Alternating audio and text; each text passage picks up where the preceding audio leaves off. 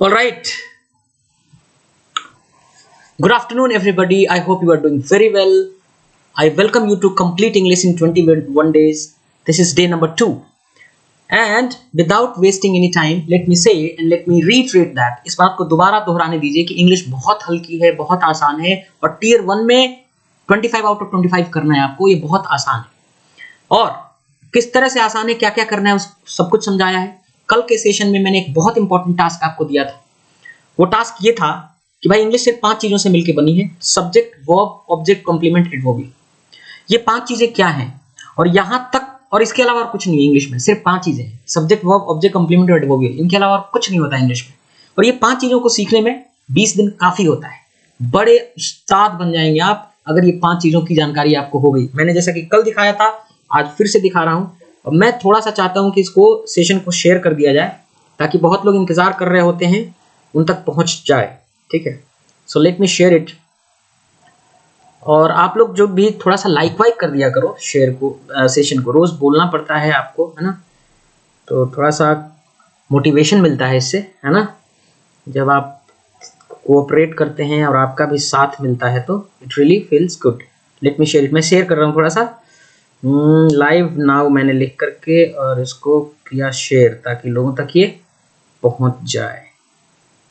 ठीक है,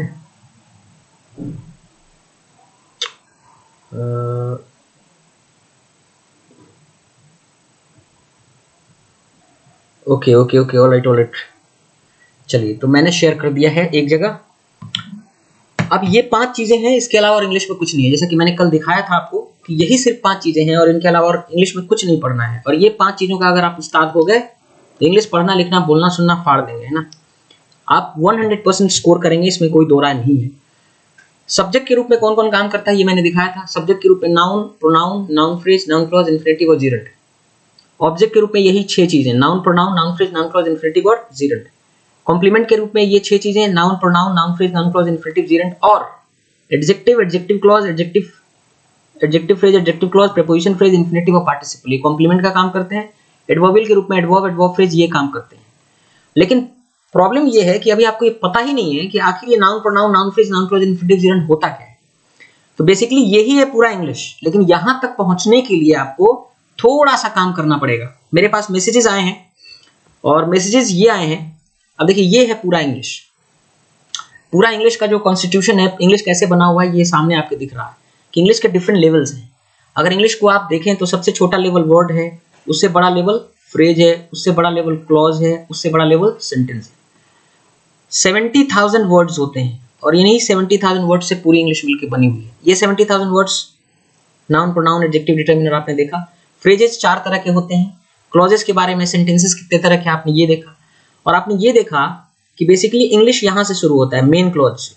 main clause के ऊपर जो है, ये मेन क्लॉज या उसके ऊपर सेंटेंसेस जो भी हैं वो इंग्लिश को पूरी तरह कहते हैं। एक प्रॉपर इंग्लिश हो जाता है, मतलब वो पूरी बात कहते हैं, सेंटेंसेस हो जाते हैं। और इसके नीचे ये क्या करते हैं, जो सबऑर्डिनेट क्लॉजेस हैं या फ्रेजेस हैं या वर्ड्स हैं, ये क्या करते हैं, ये कॉन्स्टिट्यूएंट्स होते हैं। ये किसी सेंटेंस को बनाने में सहायता करते हैं। तो पूरा इंग्लिश आपको इस तरह से दिखेगा। आपने देखा होगा कि वर्ब 2 तरह का काम करता है, फिनाइट और नॉन फिनाइट।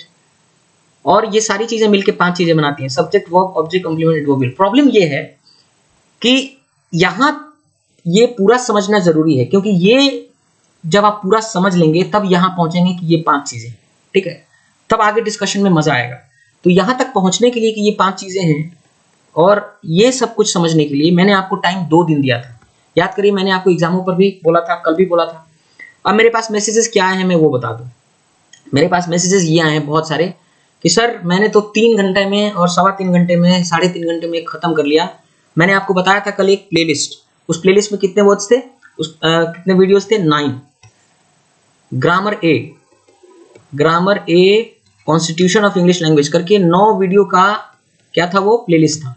मेरे पास मैसेजेस आए हैं कि सर ये, उन्होंने कहा कि सर ये सब एकदम मैजिकल है सर, जबरदस्त। जो चीज आज तक समझ में नहीं आई थी उसको हम एक मिर्जापुर सीरीज की तरह देख गए 3-3.5 घंटे में और इतना मजा आया सर, पूरा इंग्लिश समझ में आ गया कि जादू ही है। बहुत लोगों का मैसेज ये आया।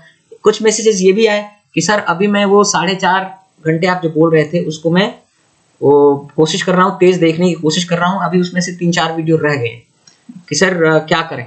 देखिए आपके लिए मैसेज ये है कि वो तो करना जरूरी ही है, क्योंकि जब तक आप वो 9 वीडियो नहीं देखेंगे जो मैंने आपको बताया, तब तक ये चीज क्लियर नहीं होगा। ये चीज क्लियर नहीं होगा तो यहां तक आप नहीं समझ पाएंगे, ये चीज भी क्लियर नहीं होगा। Subject verb object complimented verb, समझ रहे हैं। तो अगर आप खत्म कर लिए तब तो बहुत बहुत बधाई है। अगर आपने खत्म नहीं किया है, if you haven't completed those 9 videos, no problem at all, you just keep watching and finish it. इसको देखिए और आज खत्म कर दीजिए, ठीक है, कल तक खत्म कर दीजिए। लेकिन वो देखना, वो समझना बहुत जरूरी है, ठीक है। अब मैं, बहुत लोगों ने कहा कि हमने कंप्लीट कर लिया, तो बहुत बहुत बधाई, बहुत खुशी की बात है, मजा आया आपको, आपने लिखा भी इसके बारे में। अब मैं उसको चेक कर लेता हूं, है ना। और यकीन मानिए यहाँ मैजिक हो जाएगा। 20 दिन में पूरा उस्ताद बन जाएंगे आप, और पूरा 20 दिन में ग्रामर पर ऐसा कमांड हो जाएगा कि जो 20 साल में आपको नहीं हुआ था। बस मेरे साथ आप चलते रहिए, जैसा मैं बताता हूँ वो करते रहिए, ठीक है। चलिए किसी ने कहा साक्षात भगवान हो आप। नहीं नहीं, कुछ भगवान नहीं, बट ये है कि हाँ, एक जबरदस्त तरीका है मेरे पास पढ़ाने का। तो जो हमने कहा था कि वो 9 वीडियो देखना है, उसी का एक टेस्ट है, चेक करने के लिए क्या आपने ये चीज समझ, क्योंकि जब तक ये समझेंगे नहीं, और जब तक ये समझेंगे नहीं, तब तक बात आगे नहीं बढ़ाएंगे हम। तो मैं चेक कर लेना चाहता हूँ और थोड़ा सा रीइंफोर्स भी कर देना चाहता हूँ कि अगर आपको कोई डाउट वगैरह हो तो क्लियर हो जाए, ठीक है। ये नहीं कि जल्दी जल्दी कर रहे हैं तो पिछला छूट जाए, नहीं, सब कुछ अच्छे से करके चलते हैं। तो इसमें आइडेंटिफाई करना है कॉमन और प्रॉपर नाउन, काउंटेबल और अनकाउंटेबल नाउन, ठीक है। कोल क्या है? कोल है कॉमन नाउन, कॉमन नाउन है, और ये अनकाउंटेबल नाउन है, इसको आप गिन नहीं सकते। कोल मतलब कोयला। गोल्ड क्या है? गोल्ड कॉमन नाउन है, और ये क्या है? ये भी अनकाउंटेबल नाउन है। ईज मतलब आसानी, आसानी कॉमन नाउन है, ये भी क्या है? अनकाउंटेबल नाउन है, राइट। चलिए आदित्यम चौहान कह रहे हैं सर मेरा इंग्लिश में 20-30 के बीच स्कोर हो रहा है, क्या मैं 50 आउट ऑफ 50? भैया ये 50 आउट ऑफ 50 वाली क्लास है, ये 50 आउट ऑफ 50 वाली क्लास है, और सोचना नहीं है और कुछ पूछना नहीं है। 50 आउट ऑफ 50 टीयर 1 का एग्जाम में आना ही आना है, ठीक है। ऑनेस्टी क्या है? कॉमन नाउन है, और ये अनकाउंटेबल नाउन है। वाइन शराब क्या है? कॉमन नाउन है, अनकाउंटेबल नाउन है। कॉमन मतलब ऐसा नाम जो किसी एक के लिए ना हो, वो कईयों पर अप्लाई होता हो। तो शराब कहीं पे भी हो उसको आप वाइन ही बोलते हैं। ऑनेस्टी मेरी हो, उसकी हो, उसकी उसको ऑनेस्टी बोलते हैं। आसानी, आसानी यहाँ हो वहाँ हो, उस स्थिति में हो उस स्थिति में, उसको आसानी ही बोलते हैं। तो ये सब कॉमन नाउन्स है।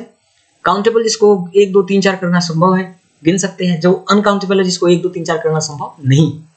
तो इंटेलिजेंस मतलब बुद्धि, ये कॉमन नाउन है और ये अनकाउंटेबल नाउन है। आइडिया मतलब विचार। मेरे पास 2 आइडियाज है, 3 आइडियाज है, तो ये कॉमन नाउन है लेकिन काउंटेबल है, क्योंकि ये नोशनली आप गिनते हैं, कहते ना ये वाला आइडिया, ये वाला आइडिया, ये वाला, 3 आइडियाज है। तो एब्स्ट्रैक्ट नाउन भी कई बार क्या करते हैं आप माइंड में ही अलग अलग करके काउंट कर सकते हैं कि ये वाला 1, ये वाला 2, ये वाला 3, ये वाला 4। तो आइडिया उसी तरह का एक कॉमन नाउन है जो एब्स्ट्रैक्ट है लेकिन काउंटेबल है। थॉट मतलब विचार, उनके थॉट्स, उनके विचार, 2 4 10 विचार उनके, तो ये भी कॉमन नाउन है और ये भी काउंटेबल नाउन है, ठीक है। विजडम मतलब बुद्धिमानी, बुद्धिमानी कॉमन नाउन है लेकिन क्या है? अनकाउंटेबल है, आप नहीं गिन सकते। वुड मतलब लकड़ी, कॉमन नाउन है, अनकाउंटेबल है, उसको गिन नहीं सकते। लोग कहते हैं मैं गिन सकता हूँ, तो जो गिन रहे हैं वो लकड़ी का छड़ी है, लकड़ी का लट्ठा है, लकड़ी नहीं, क्योंकि लकड़ी का तो बुरादा भी होता है, लकड़ी का बुरादा होता है, लकड़ी लिक्विड फॉर्म में भी होता है, पता है आपको, पीस देते हैं उसको लिक्विड फॉर्म में, कैसे गिनेंगे? पाउडर फॉर्म में भी होता है लकड़ी, कैसे गिनेंगे? तो अनकाउंटेबल नाउन होता है। वुमेन, चलिए तो वुमेन महिला, ये क्या है? कॉमन नाउन है, ये काउंटेबल है, ठीक है। रिवर कॉमन नाउन है, काउंटेबल है। ग्रास कॉमन नाउन है, काउंटेबल है। अच्छा बताइए, रमेश, लंदन, चेतक, है ना, एग्जामो, ये सारे के सारे प्रॉपर नाउन है। प्रॉपर नाउन, प्रॉपर नाउन हमेशा क्या होता है? काउंटेबल सिंगुलर होता है। काउंटेबल तो है, सिंगुलर है, ये भी प्रॉपर नाउन है, काउंटेबल है और सिंगुलर है। ये भी प्रॉपर नाउन है, काउंटेबल है और सिंगुलर है। ये भी प्रॉपर नाउन है, काउंटेबल है और सिंगुलर है। एक चीज बताइए, जो प्रॉपर नाउन होते हैं उनके बारे में एक खास बात ये है कि उनका पहला अक्षर कैपिटल होता है। लंदन जैसे है तो इसका पहला अक्षर L कैपिटल होगा। चेतक है तो C इसका क्या होगा? कैपिटल होगा, ठीक है। तो प्रॉपर नाउन की पहचान है कि पहला अक्षर इनका क्या होता है, कैपिटल होता है। चलिए ट्री, पेड़ क्या है, कॉमन नाउन है और काउंटेबल गिन सकते हैं, 1 2 3 ट्रीज। घास आप नहीं गिन सकते, ठीक है। मनीष कुमार, सर मेरी इंग्लिश बहुत कमजोर है। आप उसी के लिए तो मैं कर रहा हूं, है ना। आप टिके रहो ना 21 दिन, जैसा जैसा कह रहा हूं पढ़ते रहो। कॉमन नाउन है और ये क्या है, अनकाउंटेबल है, आप गिन नहीं सकते हो। टेनिस क्या है, कॉमन नाउन है, क्या है ये, अनकाउंटेबल नाउन है। बॉल क्या है, कॉमन नाउन है, काउंटेबल नाउन है, गिन सकते हो बॉल को आप, ठीक है। चलिए ग्रास के बारे में, घास नहीं गिन सकते ना। अब ब्लेड ऑफ ग्रास, घास का एक तिनका गिन सकते हैं, एक तिनका, दो तिनका, तीन तिनका, ब्लेड गिन सकते हैं, लेकिन grass itself can not be counted, क्योंकि घास को पीस दिया जाता है, लिक्विड बन जाता है, घास बहुत महीन महीन काट दिया जाता है, you can not count them, ठीक है। तो घास अनकाउंटेबल नाउन है, मटीरियल नाउन है ये, ठीक है। मटीरियल नाउन्स अनकाउंटेबल होते हैं। आपने देखा था, हाँ देखा होगा तो समझ में आ गया होगा। देखिए आप लोगों को 4.5 घंटे मतलब वो जो 9 वीडियो हैं, जो कुछ लोगों ने तो 3 घंटे में देख लिया है, तो जो 9 वीडियो का प्लेलिस्ट है उसको पूरा देखना बहुत जरूरी है, तभी ये समझ में आएगा और तभी हम आगे बढ़ेंगे और मजा आएगा, समझ में भी आएगा। इंग्लिश बहुत आसान है, 15-20 दिन के अंदर हम खत्म कर देंगे, लेकिन पहले उसको समझ लेना अच्छे से, ठीक है। स्टार मतलब तारा, कॉमन नाउन है और काउंटेबल नाउन है। सॉइल मतलब मिट्टी, कॉमन नाउन है और अनकाउंटेबल नाउन है। आर्मी मतलब सेना, आर्मी क्या है, ग्रुप ऑफ सोल्जर्स होता है, सैनिकों का समूह, ये कॉमन नाउन है और ये क्या है, काउंटेबल है, गिन सकते हैं। इंडिया की आर्मी, चाइना की आर्मी, अमेरिका की आर्मी, रशिया की आर्मी, है ना, ठीक है। क्लास, बहुत सारे लोगों ने कहा कि सर हमने खत्म कर लिया है, बहुत सारे लोगों ने ये भी कहा सर अभी खत्म नहीं हुआ है। तो अगर खत्म नहीं हुआ तो नो प्रॉब्लम ना, फिनिश इट फर्स्ट, पहले उसको फिनिश कर लीजिए, अभी आपके पास समय है, आराम से फिनिश कर लीजिए, कोई दिक्कत नहीं है, ठीक है। क्लास ये कॉमन नाउन है और काउंटेबल है, ये कॉमन नाउन है और अनकाउंटेबल है। आयरन कॉमन नाउन है और अनकाउंटेबल है। चेन जंजीर गिन सकते हैं, 1 chain, 2 chains, 3 chains, 5 chains, common noun है और काउंटेबल है। गुडनेस अच्छाई कॉमन नाउन है, मेरी अच्छाई, आपकी अच्छाई, सबकी अच्छाई को अच्छा ही बोलते हैं और ये अनकाउंटेबल है, आप इसको गिन नहीं सकते, ठीक है। अगला चीज आइडेंटिफाई, पहचान करिए दी अंडरलाइंड वर्ड्स, जो रेखांकित शब्द है उनको pronoun as pronoun and determiner, determiner और प्रोनाउन के तौर पे पहचानना है। तो आपने सीख लिया हो प्रोनाउन वर्ड्स क्या होते हैं और डिटर्मिनर वर्ड्स क्या होते हैं। दैट बिल्डिंग, बिल्डिंग क्या है, नाउन, वह इमारत, ये डिटर्मिनर है, इसको डिटरमिन कर रहा है। वह बिल्डिंग विल बी डेमोलिश, उसको ढा दिया जाएगा। That was my favourite city, वो था मेरा फेवरेट सिटी, ये प्रोनाउन है, सब्जेक्ट का काम कर रहा है। तो यहाँ दैट डिटर्मिनर है और यहाँ दैट प्रोनाउन है, राइट। चलिए he is a friend of my sister, वो दोस्त है मेरे सिस्टर का, मेरी बहन का। सिस्टर नाउन है, माई क्या है, डिटर्मिनर है, ठीक है, इसको डिटरमिन करने के लिए आया है। तो यहाँ माई क्या है, डिटर्मिनर है। He is a friend of mine, preposition के बाद कोई नाउन या नाउन इक्विवेलेंट आता है, नाउन या नाउन का समतुल्य, नाउन या प्रोनाउन या नाउन फ्रेज या नाउन क्लॉज, ये सब या जीरंट, ये नाउन इक्विवेलेंट कहलाते हैं और प्रीपोजिशन के बाद कोई नाउन इक्विवेलेंट ही आता है। तो ये माइन ये क्या है, pronoun. He is a friend of mine, वो मेरा वाला एक दोस्त है, ठीक है। चलिए बुक कौन सा लें सर प्रैक्टिस के लिए, किस चीज की प्रैक्टिस करनी चाहते हैं आप। इसके लिए कोई किताब नहीं है, ऐसा कहीं कुछ लिखा नहीं गया है। तो आपको प्रैक्टिस करने के लिए उसी वीडियो को देखना है दोबारा, है ना। I know both of them, मैं जानता हूं दोनों को, ये प्रोनाउन, ठीक है। लेकिन आई नो बोथ बॉयज, मैं दोनों लड़कों को जानता हूं, ये नाउन के को डिटरमिन करने का काम कर रहे हैं, यहाँ डिटरमिनर है। तो ऊपर बोथ प्रोनाउन है, नीचे बोथ डिटरमिनर है, ठीक है। ऑलराइट, आगे identify the word class that each of the words belongs to, हर वर्ड किससे किससे बिलोंग करता है बताइए। हाई मतलब ऊंचा, एडजेक्टिव, आपको पढ़ाया होगा, हमने पढ़ाया था उसमें, तो उसमें क्या बताया था, प्रोनाउन और नाउन और प्रोनाउन के बारे में।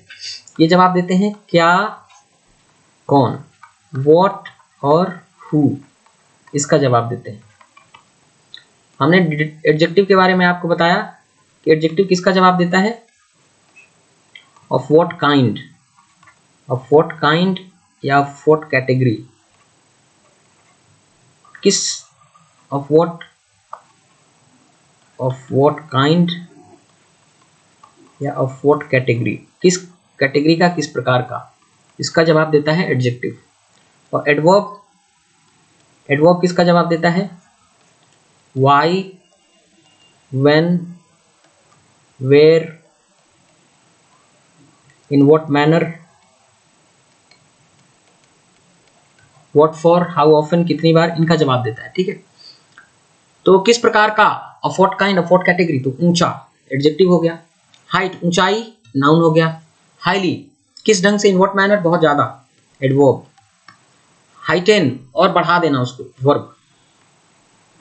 एडजेक्टिव नाउन एडवर्ब और वर्ब, राइट। आगे बढ़ते हैं। डेप्थ मतलब गहराई, नाउन। डीपेन मतलब गहरा करना, वर्ब। डीपली मतलब बहुत गहरे रूप से, एडवर्ब। डीप मतलब गहरा, एडजेक्टिव। ठीक है। Power, empower, powerful, powerfully. Power मतलब शक्ति, क्या है ये, नाउन। इम्पावर मतलब शक्तिशाली बनाना, सशक्त करना, वर्ब। ये वर्ब है, वी से वर्ब होता है।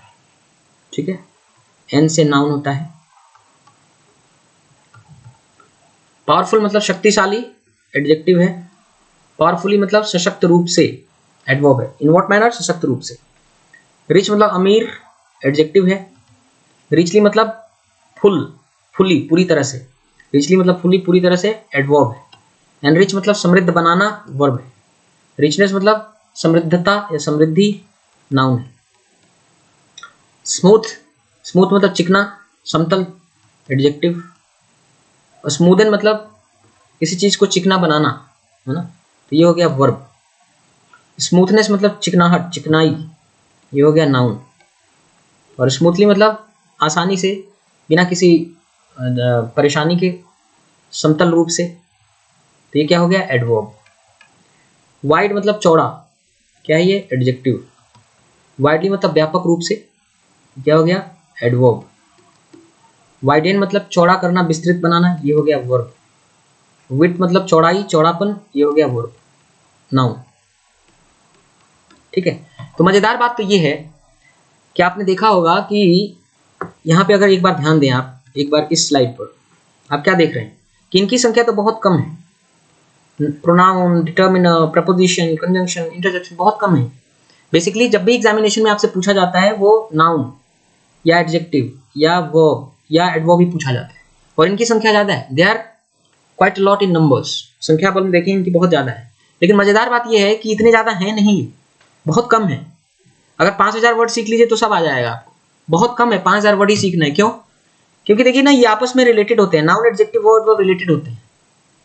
तो अगर आपने एक बार में एक सीखा तो साथ में 5-6 और सीख लिए। एक वर्ड सीखने का मतलब है आसपास वाले 5-6 और वर्ड सीख लिया आपने।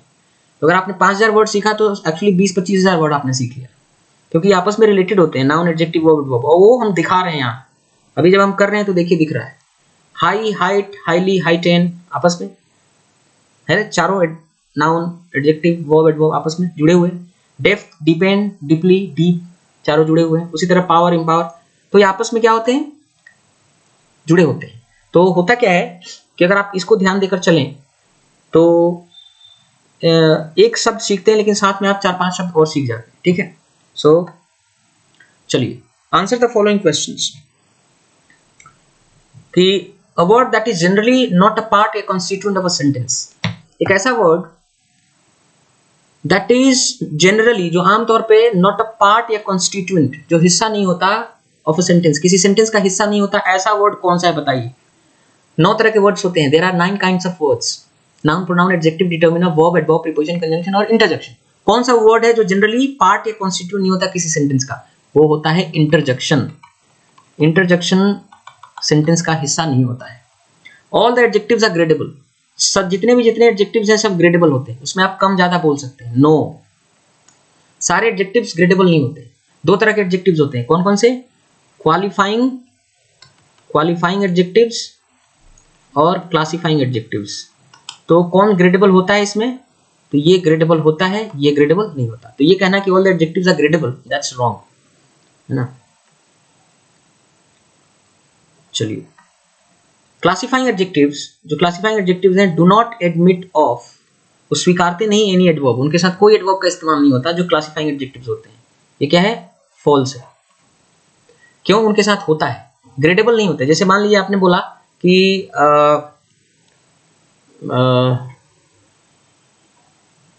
आपने बोला कोई चीज कि एजुकेटेड, नहीं एजुकेटेड नहीं, कोई दूसरा चीज बोलते हैं। जैसे आप बोलते हैं परफेक्ट।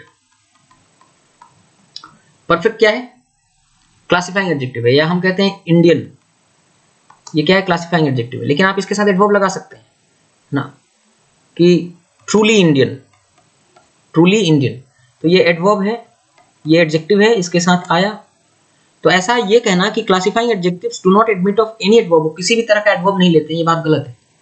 ग्रेडेबल एडवर्ब्स नहीं लेते हैं, बाकी और तरह के एडवर्ब्स ले सकते हैं, ठीक है। तो ये हो गया false. A clause can be smaller than a phrase, clause जो है कैन बी स्मॉलर, हो सकता है छोटा, देन अ फ्रेज, फ्रेज से छोटा हो सकता है क्लॉज। बात सही है, यस ट्रू, ठीक है ना।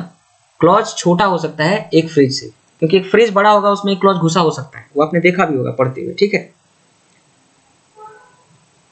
नॉन पीडीएफ कहाँ मिलेगी? इसकी पीडीएफ मिलेगी Shrikant English circle, Shrikant English Circle, इस वाले टेलीग्राम चैनल पे मिलेगी इसकी पीडीएफ, ठीक है। चलिए, तो non finites carry their own objects, जो नॉन फिनाइट्स होते हैं कैरी करते हैं अपना ऑब्जेक्ट, कॉम्प्लीमेंट और एडवर्बियल, ट्रू या फॉल्स?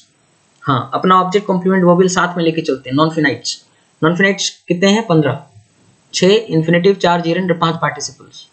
ये इन्फिनेटिव्स, जीरेंड्स और पार्टिसिपल्स अपना ऑब्जेक्ट कॉम्प्लीमेंट एडवर्बियल साथ में लेके चलते हैं, ये बात ट्रू है, that's true. All the imperative sentences, imperative sentences भाव अर्थ के आधार पर on the basis of meaning that they convey 5 तरह के होते हैं, assertive, interrogative, imperative, exclamatory, optative. तो जितने भी इंपेरेटिव सेंटेंसेस हैं they have a fixed subject, उनका एक फिक्स सब्जेक्ट होता है, विच इज, जो होता है क्या? यू। सब में एक फिक्स सब्जेक्ट होता है, वह है यू। जितने भी इंपेरेटिव सेंटेंसेस हैं सब्जेक्ट फिक्स होगा और वो यू ही रहेगा, ठीक है। नेक्स्ट है इन एक्सक्लेमेटरी सेंटेंसेस, एक्सक्लेमेटरी सेंटेंसेस में subject and verb both might be hidden, दोनों छुपे हो सकते हैं। बात बिल्कुल सही, ट्रू। अधिकांशतः ऐसा होता है एक्सक्लेमेटरी सेंटेंसेस में कि सब्जेक्ट वर्ब दोनों हिडन होते हैं, छुपे रहते हैं, तो ये दैट्स ट्रू, ठीक है। अगला, आइडेंटिफाई द फॉलोइंग, निम्नांकित को पहचानिए as simple, complex and compound sentences. He is my friend, वो मेरा दोस्त है, and his father is my boss, और उसके पिता मेरे बॉस है। देखिए, सिंपल सेंटेंस किसको बोलते हैं? जिसमें एक ही क्लॉज हो। और मल्टीपल सेंटेंस बोलते हैं जिसमें एक से अधिक क्लॉज हो। और वो मल्टीपल सेंटेंसेस जो होते हैं दो तरह के होते हैं, कॉम्प्लेक्स और कंपाउंड। कॉम्प्लेक्स सेंटेंस में क्या होता है? मेन क्लॉज के साथ, इसमें मेन क्लॉज के साथ सबऑर्डिनेट क्लॉज आता है। कंपाउंड सेंटेंस में मेन क्लॉज के साथ मेन क्लॉज ही आता है। तो इसमें एक क्लॉज नहीं है, एक से ज्यादा है, दो क्लॉज है, मतलब ये मल्टीपल सेंटेंस है। और इसमें देखिए ये क्या है? कोऑर्डिनेटिंग कंजंक्शन है। एक तरफ मेन क्लॉज ये है, एक तरफ मेन क्लॉज ये है, मतलब ये क्या हो गया? Compound sentence. ये हो गया compound sentence. Maya has been, Maya has seen, Maya ने देखा है। क्या देखा है भाई? What you are describing, जो तुम डिस्क्राइब कर रहे हो उसको देखा है। यू सब्जेक्ट है, आर डिस्क्राइबिंग वर्ब है, सब्जेक्ट और वर्ब है। यू आर डिस्क्राइबिंग, आप डिस्क्राइब कर रहे हैं जो, व्हाट, ये ऑब्जेक्ट है। ऑब्जेक्ट होने के साथ साथ ये सबऑर्डिनेटिंग कंजंक्शन है। सबऑर्डिनेटिंग कंजंक्शन से क्लॉज शुरू होने वाला क्लॉज सबऑर्डिनेट क्लॉज। तो बेसिकली क्या है, इसमें एक सबऑर्डिनेट क्लॉज भी है। यहां से यहां तक ये सबऑर्डिनेट क्लॉज है, ये सबऑर्डिनेट क्लॉज है, और यहां से यहां तक ये पूरा मेन क्लॉज है। जिसमें सबऑर्डिनेट क्लॉज और मेन क्लॉज होता है, क्या होता है वो? कॉम्प्लेक्स सेंटेंस, ठीक है।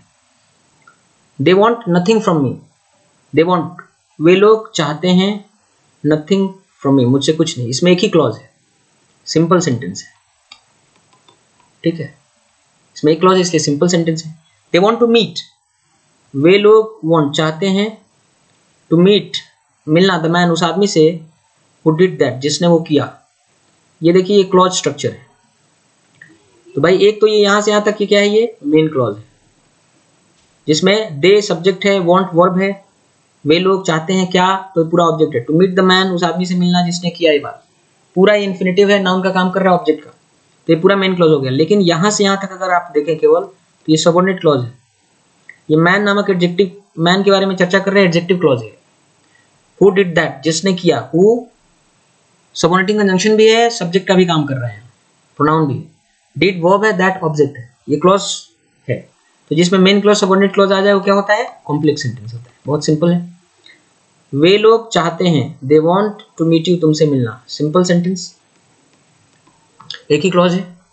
आई एम पुअर, मैं हूं गरीब, सब्जेक्ट वर्ब कॉम्प्लीमेंट।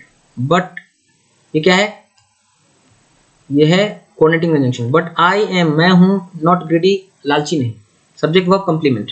तो इसमें एक मेन क्लॉज ये है और दूसरा मेन क्लॉज ये है। तो मेन क्लॉज आना मतलब कंपाउंड सेंटेंस हो गया। What ever you do today, जो कुछ भी आप करोगे आज, पूरा ये क्या है, सब्जेक्ट का काम कर रहा है, नाउन क्लॉज है। विल डिटरमिन, वो तय करेगा, योर लाइफ, आपके जीवन को, कल, टुमारो, भविष्य में। तो देखिए आप यहां से यहां तक ये पूरा मेन क्लॉज है, लेकिन यहां से यहां तक ये सबऑर्डिनेट क्लॉज है जो सब्जेक्ट का काम कर रहे हैं, नाउन क्लॉज। वॉट एवर, जो कुछ भी you do today, what ever subordinating conjunction है, और साथ में you do today what ever object का भी काम कर रहा है। तो ये वॉट एवर प्रोनाउन भी होता है, कोऑर्डिनेटिंग कंजंक्शन, सबऑर्डिनेटिंग कंजंक्शन भी होता है। तो ये सबऑर्डिनेट क्लॉज है, नाउन का काम कर रहा है, सब्जेक्ट का काम कर रहा है। तो जिसमें मेन क्लॉज सबऑर्डिनेट क्लॉज आ जाए, क्या होता है, वो कॉम्प्लेक्स सेंटेंस होता है। देखिए ये सब आसान है, कब, जब आपने वीडियो देखा हो, बहुत आसान है ये, ठीक है। और यही तो मैं एग्जाम ले रहा हूँ आपका, कि आपने ठीक से पढ़ा कि नहीं, समझा कि नहीं, मैं उसका थोड़ा प्रैक्टिस भी करा दे रहा हूँ, है ना, ताकि आगे हम लोग डिस्कस करें तो आसान रहे। Identify the level of English, आपको लेवल ऑफ इंग्लिश पहचानना है, and the type of the following expressions, किस टाइप की एक्सप्रेशन है ये भी आपको पहचानना है, ठीक है। अ स्मॉल बॉक्स, एक छोटा सा बॉक्स, क्या का जवाब दे रहा है, व्हाट, एक छोटा सा बॉक्स, ये क्या है, ये नाउन फ्रेज, नाउन फ्रेज है। इसमें बॉक्स नाउन है, ये है एडजेक्टिव, ये है डिटर्मिनर। डिटर्मिनर किस लिए आया है, डिटर्मिन करने के लिए, एडजेक्टिव किस लिए आया है, इसको डिस्क्राइब करने के लिए। दोनों का फंक्शन अलग होता है, एडजेक्टिव डिस्क्राइब करता है, डिटर्मिनर डिटरमिन करता है, ठीक है। नेवर बिफोर, पहले कभी नहीं। व्हेन, कब का जवाब दे रहा है, कब का जवाब दे रहा है, कब, कभी नहीं। तो व्हेन और कब का जवाब देने वाला यानी क्या है, ये एडवर्ब है, एडवर्ब फ्रेज, ठीक है ना, एडवर्ब फ्रेज है, adverb phrase. Easily accessible to us, आसानी से एक्सेसिबल, पहुंच के योग्य, टू अस, हमारे लिए। इसमें है एडजेक्टिव है, ये है एडवर्ब, ये इसके बारे में चर्चा कर रहा है। एक्सेसिबल, कोई चीज एक्सेसिबल है, पहुंच के भीतर है, किस ढंग से, इन व्हाट मैनर, आसानी से, किस ढंग से, टू अस, हम लोगों के लिए। तो ये प्रीपोजिशन फ्रेज है, और ये प्रीपोजिशन फ्रेज अगर यहाँ से यहाँ तक आप देखें तो एडवर्ब का काम कर रहा है। क्यों एडवर्ब का काम कर रहा है, क्योंकि एडजेक्टिव एक्सेसिबल के बारे में चर्चा कर रहा है। एक्सेसिबल इन व्हाट मैनर, किस ढंग से, टू अस, हम लोगों के लिए। तो पूरा इसमें मेन वर्ड एडजेक्टिव है, ये किस प्रकार का जवाब दे रहा है, किस प्रकार का, है ना, किस प्रकार का जवाब दे रहा है, यानी ये एडजेक्टिव है, एडजेक्टिव फ्रेज, है ना, एडजेक्टिव फ्रेज है। द बुक, किताब, that you gifted to me, जो आपने मुझे गिफ्ट किया, इसमें बुक मेन वर्ड है, किताब नाउन है, ये डिटर्मिनर है, इसको डिटरमिन कर रहा है।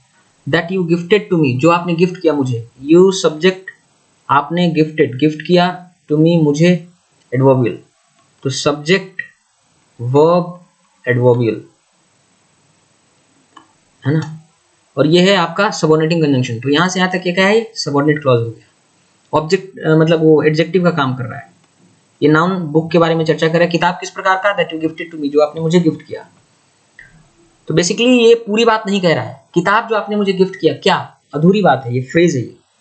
तो किताब जो आपने मुझे गिफ्ट किया, क्या, अच्छी है, बुरी है, मैंने पढ़ लिया है, तब ना बात कंप्लीट होता, अभी कंप्लीट नहीं, अधूरा है, इसलिए फ्रेज है, नाउन फ्रेज, ये एक नाउन फ्रेज है। इसमें मेन वर्ड है book, noun, right. Why he did that, जिस कारण ही डिड दैट, उसने किया ये चीज, इज स्टिल नॉट क्लियर, अभी भी क्लियर नहीं है। पता है ये आप यहां से यहां तक ये सब्जेक्ट है, ये वर्ब कंपोनेंट है, ये कॉम्प्लीमेंट है, सब्जेक्ट वर्ब कॉम्प्लीमेंट। और इसमें अगर आप सब्जेक्ट देखें तो ही, वह, किया, did, verb, subject verb, that, वो, ऑब्जेक्ट, सब्जेक्ट वर्ब ऑब्जेक्ट है, ये सबऑर्डिनेटिंग कंजंक्शन है वाई। तो यहां से यहां तक एक्चुअली ये सब्जेक्ट के रूप में जो आया है, नाउन क्लॉज है, सबऑर्डिनेट क्लॉज है। तो ये है तो सेंटेंस, लेकिन कैसा सेंटेंस है, कॉम्प्लेक्स सेंटेंस है, कॉम्प्लेक्स सेंटेंस। इसमें मेन क्लॉज है यहां से यहां तक पूरा, और यहां से यहां तक एक सबऑर्डिनेट क्लॉज है, इसमें main clause plus subordinate clause आया है, ठीक है। चलिए आगे, जिनको नहीं समझ में आ रहा है, साहिल धनिया, नाउन समझ आ रहा है बस, साहिल धनिया, देखो पढ़ना पड़ेगा, है ना, साहिल, समझ रहे हो ना, लोगों के कितने साल निकल गए, मैं 20 दिन में आपको पढ़ा दूंगा, बहुत आसान है, इतना आसान है इंग्लिश, लेकिन उसके लिए साहिल मेहनत तो करनी पड़ेगी। मैंने आपको 9 वीडियो बोला था कि ये 9 वीडियो है, इसको देख के आना है आपको, वो 9 वीडियो अगर आपने नहीं देखा होगा तो कुछ समझ में नहीं आएगा, समझ रहे हो ना? तो 9 वीडियो देख लो पहले, सब समझ में आएगा। ओके। मिस्टर भदूरिया कह रहे हैं सर आपसे डाउट कैसे पूछें after the class? Doubt after the class मत पूछो, क्लास में ही पूछो। अगला दिन फिर क्लास होगा 2 बजे ना, आप उसमें डाउट पूछना, ठीक है? पहले लेकिन पढ़ोगे तभी डाउट होगा आपका, सीधे सीधे डाउट नहीं होगा, पहले वो पढ़ना पड़ेगा। जो 9 वीडियो मैंने बताया है वो 9 वीडियो पहले देख लीजिए, उसके बाद कोई डाउट रहने की जरूरत नहीं पड़ेगी। जो होगा डाउट तो क्लास में पूछेगा, मैं आपसे बता दूंगा, ठीक है? Next, large enough, large adjective है, बहुत बड़ा। इनफ मतलब पर्याप्त रूप से, ये एडवर्ब है। और इनफ एडवर्ब के बारे में खासियत बता दें, इनफ एक ऐसा एडवर्ब है जो हमेशा बाद में इस्तेमाल होता है। जिस भी एडजेक्टिव की या जिस भी वर्ब की या जिस भी एडवर्ब की जिसकी भी वो जिसको भी मॉडिफाई करता है ना, वो उसके बाद में ही आता है। तो इनफ एक ऐसा एडवर्ब है जो हमेशा उसके बाद आता है, जिसकी ये चर्चा कर रहा था उसकी। तो लार्ज इनफ मतलब पर्याप्त रूप से बड़ा, ये एडजेक्टिव फ्रेज है, एडजेक्टिव फ्रेज, ठीक है? चलिए आगे बढ़ते हैं। ओके,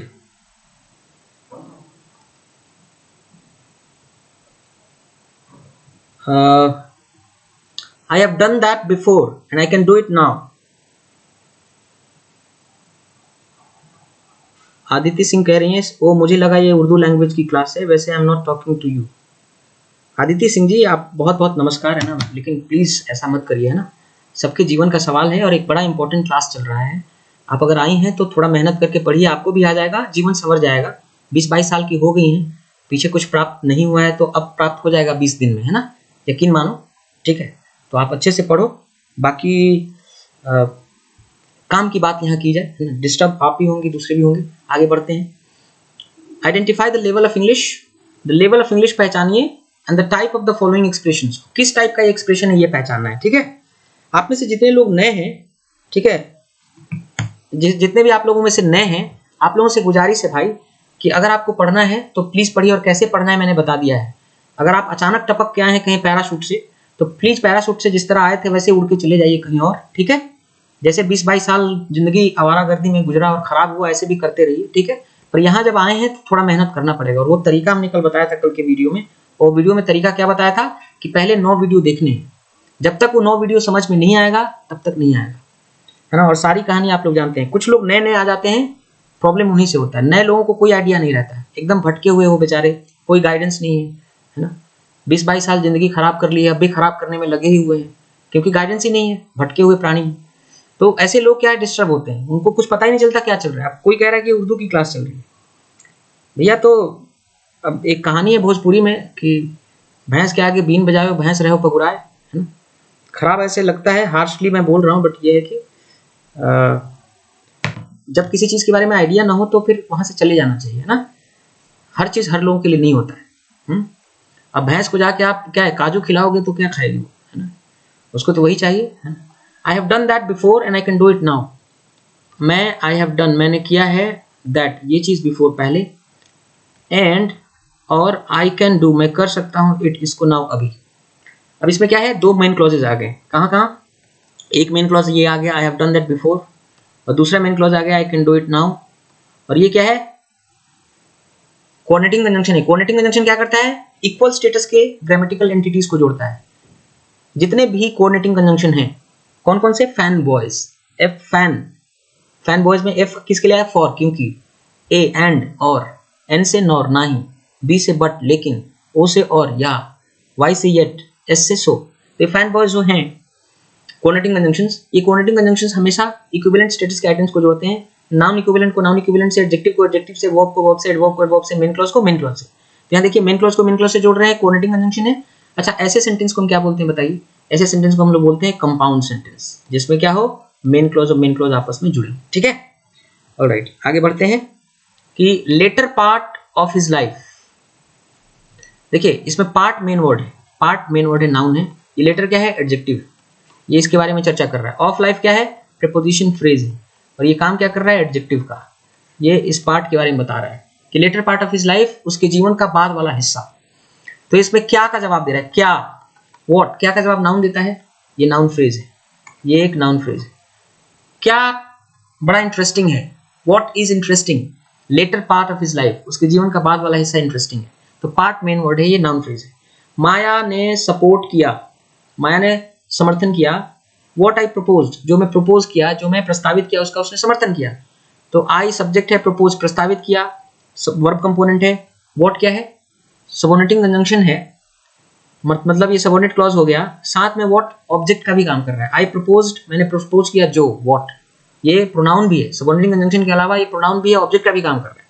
खैर ये सबऑर्डिनेट क्लॉज है। तो यहाँ से यहाँ तक की मेन क्लॉज है और यहाँ से यहाँ तक की क्या है, ये सबऑर्डिनेट क्लॉज है। तो जिसमें सबऑर्डिनेट क्लॉज मेन क्लॉज आ जाए वो क्या कहलाता है, कॉम्प्लेक्स सेंटेंस कहलाता है। तो ये कॉम्प्लेक्स सेंटेंस है। ठीक है, आगे बढ़ते हैं। A lot of milk and curd, a lot of मतलब बहुत सारा, ये डिटर्मिनर है। मिल्क मतलब दूध, कर्ड मतलब दही। तो बहुत सारा दूध और दही, क्या क्या चाहिए, बहुत सारा दूध और दही चाहिए। तो क्या का जवाब दे रहा है, मतलब ये नाउन है, नाउन फ्रेज। ठीक है। Nothing happened after that, nothing मतलब कुछ भी नहीं, सब्जेक्ट हैपेंड हुआ, वर्ब कंपोनेंट आफ्टर दैट, उसके बाद adverbial, subject verb adverbial. Simple sentence है, सिंपल सेंटेंस है। ठीक है, चलिए। तो किसी ने पूछा ऑफलाइन कब खोलेंगे, यूपी गवर्नमेंट जब अलाउ जैसे ही करेगी उसी दिन खोल देंगे। ठीक है। इजी टू फाइंड, ढूंढने में आसान। इजी क्या है, एडजेक्टिव। टू फाइंड ढूंढने में, एडवर्ब है। एक्चुअली क्या है ये पता है आपको, ये इन्फिनेटिव है, ये इन्फिनेटिव है टू फाइंड, ढूंढना। काम लेकिन यहाँ एडवर्ब का कर रहा है। क्यों, क्योंकि किसी एडजेक्टिव के बारे में चर्चा कर रहा है। इजी किस ढंग से, easy in what manner, to find ढूंढने में, ढूंढने में आसान, ये पूरा एडजेक्टिव फ्रेज है, एडजेक्टिव फ्रेज। समझ में आ रहा है। चलिए, यस जैन कह रहे हैं sir I want to ask one thing, exam के एरर कैसे होंगे। यस जैन जी, इसीलिए किया जा रहा है, आप बिल्कुल नए हैं, आपको कुछ नहीं पता है कि हमने पीछे पीछे क्या क्या किया है। तो आप ऐसा करो, पहले वीडियो देखो कल का, है ना, तब आपको समझ में आएगा कि क्या है। बीच में आओगे तो कुछ समझ में नहीं आएगा। ठीक है, पहले वीडियो देखो, मैंने क्या बताया है, कैसे होगा। Identify the level of English in the type of the following expressions. Identify करिए the level of English, English का क्या लेवल है, टाइप क्या है, पहचानना है। The book on the table, book किताब, ये नाउन है। On the table preposition phrase है, क्योंकि प्रेपोजिशन है ना ऑन, उसके बाद द टेबल नाउन आया है, नाउन फ्रेज प्रेपोजिशन के बाद। तो ये प्रेपोजिशन फ्रेज है, काम किसका कर रहा है, एडजेक्टिव का। कैसे पता चला, नाउन के बारे में चर्चा कर रहे हैं, नाउन के बारे में चर्चा करने वाला एडजेक्टिव होता है, और द क्या है, डिटर्मिनर है। तो the book on the table, table पर रखी किताब, नाउन फ्रेज, ये क्या है, नाउन फ्रेज है। समझ में आया। वेरी इजी, बहुत आसान, आसान एडजेक्टिव है, वेरी बहुत, ये एडवर्ब है। एडवर्ब इस एडजेक्टिव के बारे में क्या कर रहा होता है, चर्चा कर रहा होता है। तो क्या है, ये है एडजेक्टिव फ्रेज, एडजेक्टिव फ्रेज। ठीक है, नेक्स्ट नेक्स्ट हम लोग बढ़ते हैं। The cat sat on the table, बिल्ली बैठ गई टेबल पर। सब्जेक्ट है, वर्ब कंपोनेंट है, एडवर्बियल है ना। अभी तक शायद यहाँ नहीं पहुंचे होंगे आप लोग। तो सब्जेक्ट वर्ब एडवर्बियल ये मिलके क्या बना, सिंपल सेंटेंस। सिंपल सेंटेंस, इसमें एक ही क्लॉज है ना, इसलिए सिंपल सेंटेंस है। असर्टिव सेंटेंस है अगर भावार्थ की दृष्टिकोण से देखें तो। ठीक है।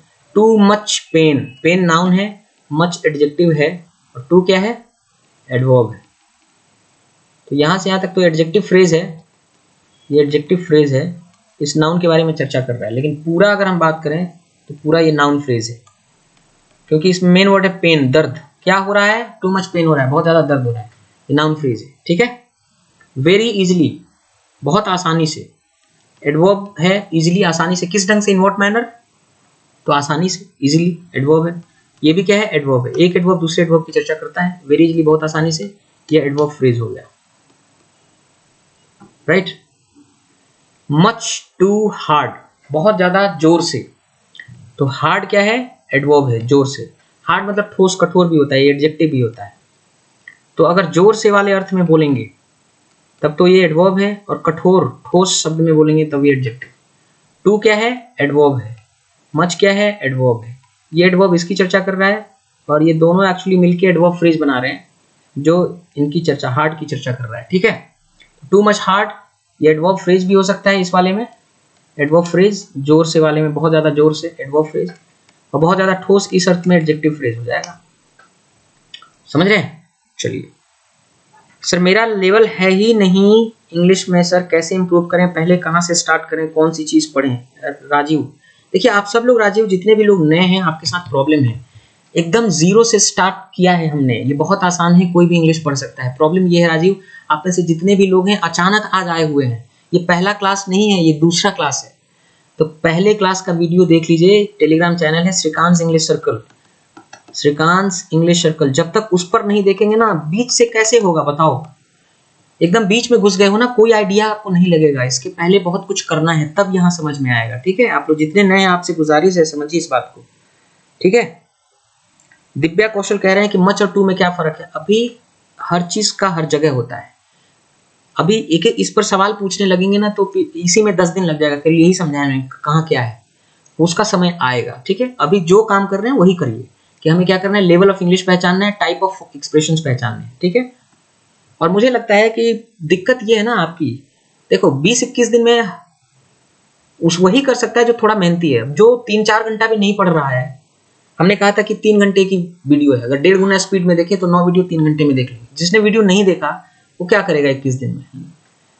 हमने कहा था, वो भी 2 दिन समय दिया था, एग्जामों पर भी मैं जाके बोला था कि पहले कंप्लीट कर लीजिएगा इस 9 वीडियो को, तभी आइएगा।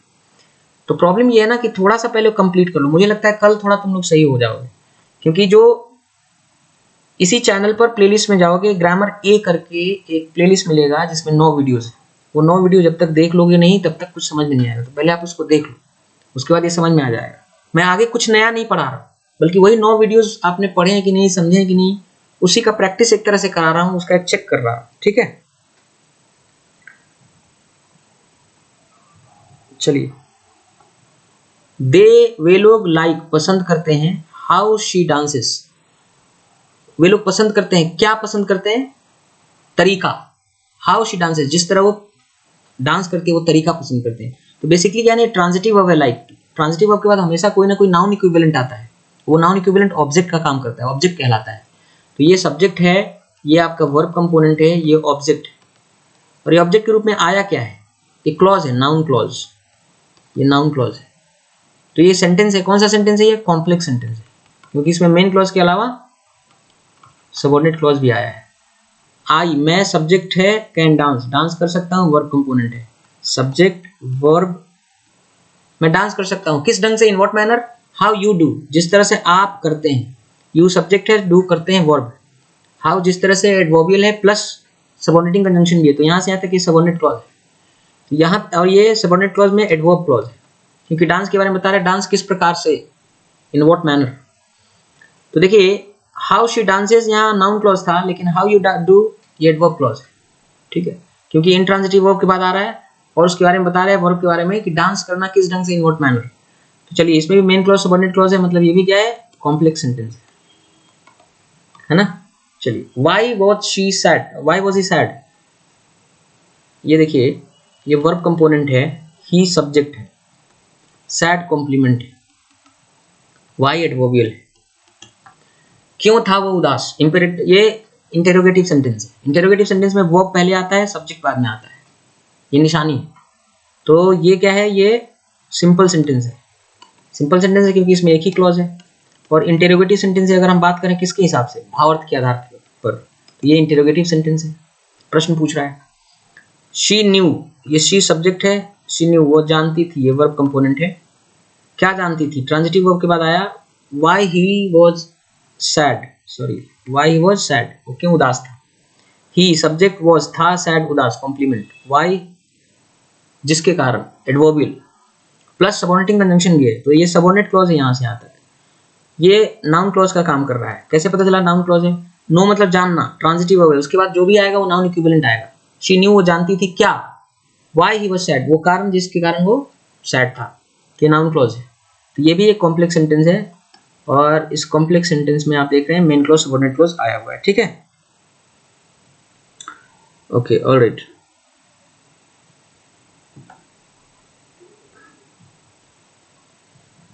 हाँ, तो अब देखिए, इतना करने के बाद क्या है, आप यहां पहुंचेंगे। कहां पहुंचेंगे? ये 5 चीजें, जब आपको सब्जेक्ट पता चलेगा, वर्ब पता चलेगा, ऑब्जेक्ट पता चलेगा, कॉम्प्लीमेंट पता चलेगा, एडवर्बियल पता चलेगा कि क्या होता है। ठीक है, तो मैं थोड़ा सा इस पे चर्चा कर दूं, आपको बता दूं। देखिए, वर्ब कितने हैं? 12,500, जो कि 3 तरह के होते हैं, ट्रांजिटिव है ना, इंट्रांजिटिव और लिंकिंग। ठीक है ना, लिंकिंग वर्ब 18 हैं। कौन कौन से? बी मतलब होना, बिकम मतलब बनना, अपीयर मतलब लगना, फील मतलब लगना, सिम मतलब लगना, लुक मतलब लगना, है ना। उसके बाद साउंड मतलब आवाज से लगना, टेस्ट मतलब स्वाद से लगना, और गो मतलब हो जाना, कम मतलब हो जाना, गेट मतलब हो जाना, टर्न मतलब हो जाना, ग्रो मतलब हो जाना, रिमेन मतलब रहना। ये लिंकिंग वर्ब्स है। तो इसमें linking verb 18, intransitive verb 8000, transitive verb 8000। तो आप सोचेंगे कुल 12500 होते हैं, तो ये 8000 कैसे कर दिया? तो कुछ वर्ब्स होते हैं जो दोनों होते हैं, वो ट्रांजिटिव भी होते हैं, इंट्रांजिटिव भी होते हैं, दोनों बार काउंटिंग हो जाती है। इस वजह से क्या है, उनकी संख्या ज्यादा हो जाती है। ठीक है। अब एक चीज आपको पता है कि ये वर्ब ही तय करता है कि हमारे बाद क्या आएगा। ठीक है।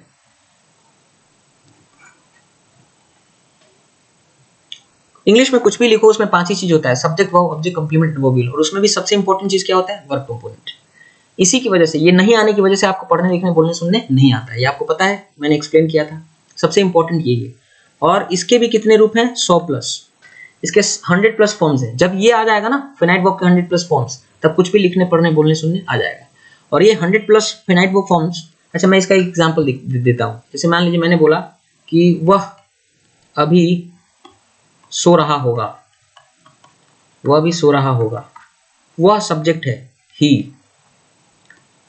सो रहा होगा वर्ब कंपोनेंट है, अभी एडवर्बियल है, नाउ। देखो आप, सब्जेक्ट आपने बोल दिया, आपने एडवर्बियल बोल दिया, आपको नहीं आ रहा है क्या चीज? वर्ब कंपोनेंट नहीं आ रहा है। ये सो रहा होगा, ये वर्ब कंपोनेंट, फिनाइट वर्ब नहीं आ रहा है, ये वर्ब कंपोनेंट, ये मेन है। इसी के नहीं आने की वजह से हमें पढ़ने लिखने बोलने सुनने नहीं आता। वरना सब्जेक्ट तो हम पढ़ समझ ले ही लेते हैं, ऑब्जेक्ट भी, कंप्लीमेंट भी, एडवर्बियल भी। ठीक है। तो वो अभी सो रहा होगा, तो ही मे बी स्लीपिंग, या ही माइट बी स्लीपिंग। अब हमें ये फाइनाइट वर्ब का ये फॉर्म पता ही नहीं था। तो एक्चुअली क्या है ना कि फाइनाइट वर्ब के, यानी वर्ब कंपोनेंट के, इसको फाइनाइट वर्ब भी बोलते हैं। क्यों बोलते हैं फाइनाइट वर्ब? ये आपको पता चल गया होगा जब आपने वीडियो देखा होगा। तो ये जो फाइनाइट वर्ब के 100+ फॉर्म्स हैं, ये बनते किससे हैं? तो ये हेल्पिंग वर्ब है, इन्हें प्राइमरी हेल्पिंग वर्ब बोलते हैं, ये मॉडल हेल्पिंग वर्ब बोलते हैं। तो ये जो हेल्पिंग वर्ब हैं और इनके साथ मेन वर्ब, तो ये हेल्पिंग वर्ब और ये मेन वर्ब, इन दोनों के कॉम्बिनेशन से फिनाइट वर्ब के 100+ फॉर्म्स बनते हैं। सबके अलग अलग अर्थ होते हैं। ठीक है। तो देखिए, जो मेन वर्ब है वो या तो ट्रांजिटिव होगा, नहीं तो इंट्रांजिटिव होगा, नहीं तो लिंकिंग होगा। अब ये वर्ब कंपोनेंट में main verb transitive, intransitive, linking होगा, वही तय करेगा कि हमारे बाद क्या आ रहा है। कैसे तय करेगा? तो जैसे मान लीजिए कि सब्जेक्ट के बाद वर्ब था, वर्ब में हेल्पिंग वर्ब जो भी हो, है ना, मेन वर्ब, इन दोनों के मिल से वर्ब कंपोनेंट बनते हैं। मान लीजिए मेन वर्ब ट्रांजिटिव वर्ब है, तो जाहिर सी बात है कि अगर मेन वर्ब ट्रांजिटिव आया है, इसका मतलब है कि पक्का क्या आएगा? फिर ऑब्जेक्ट तो आना ही है, क्योंकि कभी भी ट्रांजिटिव वर्ब बिना ऑब्जेक्ट के नहीं आ सकता है। मान लीजिए कि मेन वर्ब के रूप में कोई लिंकिंग वर्ब आया है, तो आपको ये भी पता है कि लिंकिंग वर्ब बिना कॉम्प्लीमेंट के नहीं आ सकता, मतलब इसके बाद कॉम्प्लीमेंट आएगा, कॉम्प्लीमेंट आएगा। और इंट्रांजिटिव वर्ब अगर है तो फिर ना तो ऑब्जेक्ट की जरूरत है, ना ऑब्जेक्ट आएगा, और ना ही कॉम्प्लीमेंट आएगा। ये आपको पता है। और एक चीज, अच्छा, तो ऑब्जेक्ट कब आएगा, कॉम्प्लीमेंट कब आएगा, ये तो कौन तय करता है? यही वर्ब कंपोनेंट तय करता है कि क्या है इसमें। और एडवर्बियल वो आ भी सकता है और नहीं भी आ सकता है, उसका वर्ब कंपोनेंट से कोई ज्यादा लेना देना अभी है नहीं। ठीक है, ये चीज आप समझ गए होंगे।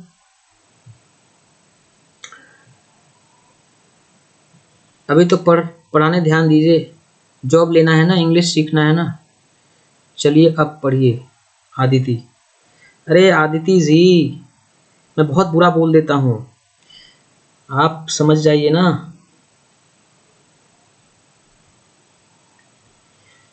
सर से क्लास लेने के आपसे ही ले जाती, इतना अच्छा एक्सप्लेन जो करते हो। अरे आदिति सिंह, प्लीज भाई प्लीज, पढ़ने पे ध्यान दो आप लोग, है ना। इतना टाइम है आप लोगों के पास है? चलो इधर देखो। तो अब बताना, subject verb object complement adverbial पहचानने आया कि नहीं? पहचानने आया? पहचान लोगे? चलो मैं लिखता हूं, आप बताना। पहचान के दिखाओ आप। दे आर स्टूपिड, वे लोग स्टूपिड है। ये है आपका सब्जेक्ट, ये है वर्ब कंपोनेंट, ये क्या है कॉम्प्लीमेंट है। कैसे? लिंकिंग वर्ब है। बी मतलब होना, इसके ही फॉर्म होते हैं इज हो मतलब होना, एम मतलब होना, आर मतलब होना, वॉज मतलब होना, वर मतलब होना। ठीक है, ये प्रेजेंट फॉर्म है, ये पास्ट फॉर्म है। तो ये बी के ही फॉर्म है, ये लिंकिंग वर्ब होते हैं। तो लिंकिंग वर्ब के बाद क्या आता है? जो भी नाउन या एडजेक्टिव इक्विवेलेंट आता है उसको कॉम्प्लीमेंट बोलते हैं। समझ में आया? चलिए, दे आर डूइंग नथिंग, वे लोग कुछ नहीं कर रहे हैं। ये क्या है? सब्जेक्ट। ये क्या है? Verb component. ये क्या है? ऑब्जेक्ट। Subject verb object. कैसे पता चला? अच्छा, इसमें आर में और इसमें आर में क्या फर्क है? ऊपर वाला आर मेन वर्ब है, यहाँ पे ये आर हेल्पिंग वर्ब है, और यहाँ पे डूइंग जो है मेन वर्ब है। तो दोनों आर में फर्क है। ऊपर आर मेन वर्ब था इसलिए लिंकिंग वर्ब था, नीचे हेल्पिंग वर्ब है। हेल्पिंग वर्ब कभी लिंकिंग वर्ब नहीं होता, लिंकिंग वर्ब मेन वर्ब की एक कैटेगरी होती है। तो यहाँ हेल्पिंग वर्ब है, मेन वर्ब यहाँ डूइंग है, और मेन वर्ब डू मतलब करना, ये ट्रांजिटिव वर्ब होता है। ठीक है ना?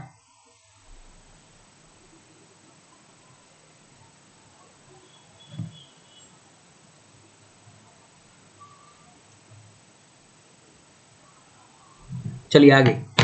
तो subject verb object, right. They must understand, they must understand this now. ये देखो सब्जेक्ट है, वे लोग मस्ट अंडरस्टैंड, उन्हें समझना होगा, उन्हें अवश्य समझना चाहिए दिस ऑब्जेक्ट, क्योंकि अंडरस्टैंड मतलब समझना, ट्रांजिटिव वर्ब है, उसके बाद ऑब्जेक्ट ही आएगा। नाउ अभी एडवर्बियल, समझ रहे हो? Subject verb object adverbial, right. चलिए चलिए, अब हम यहां आते हैं। अब लगता है आप समझ जाएंगे सब चीजें।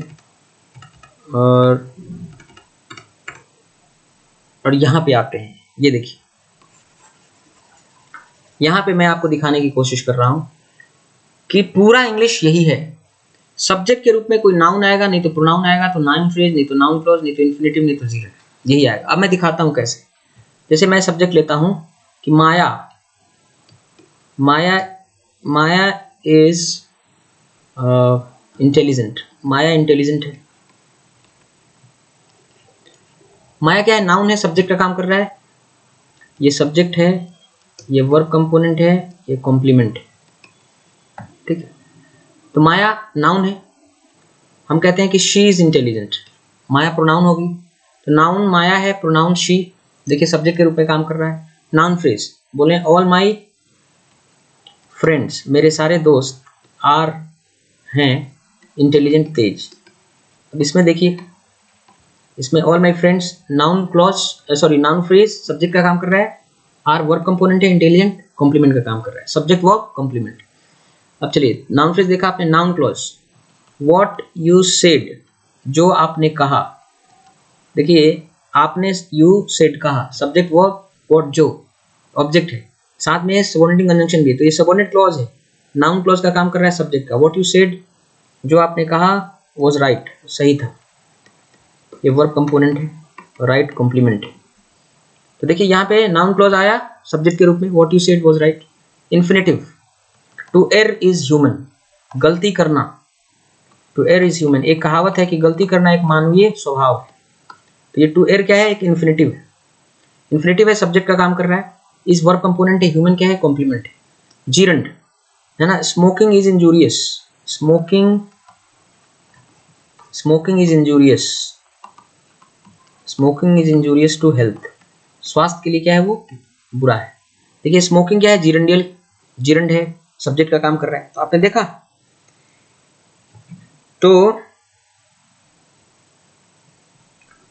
तो माया सब्जेक्ट है, शी और प्रोनाउन है, सब्जेक्ट के रूप में माया नाउन है, शी प्रोनाउन है। ऑल माय फ्रेंड्स ये क्या है? नाउन फ्रेज है। व्हाट यू सेड जो आपने कहा, ये नाउन क्लॉज है। टू एयर इन्फिनेटिव है, और जीरंड है स्मोकिंग।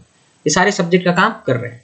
अब कुछ भी आप दुनिया का कोई भी सेंटेंस लिखिए, देखिए, पढ़िए, कुछ भी करिए, सब्जेक्ट के रूप में यही 6 चीजें आती हैं, इनके अलावा और कुछ नहीं हो सकता। समझ रहे हैं? ये हमने दिखा दिया। चलिए अब हम आपको दिखाते हैं ऑब्जेक्ट। कि ऑब्जेक्ट के रूप में यही 6 चीजें काम करती हैं, noun, pronoun, noun phrase, noun clause, infinitive और जीरेंड। इनके अलावा और कुछ नहीं हो सकता ऑब्जेक्ट के रूप में। चलिए इसको भी दिखा देते हैं अभी हम तुरंत आपको। एक सेकेंड, है ना, इसको मिटा के इसी पर सब दिखा देते हैं। इसी एक ही पेज पे सामने रख के मैं सब कुछ दिखा दूंगा आपको। अभी सब्जेक्ट दिखाया मैं, अब आपको दिखा रहा हूं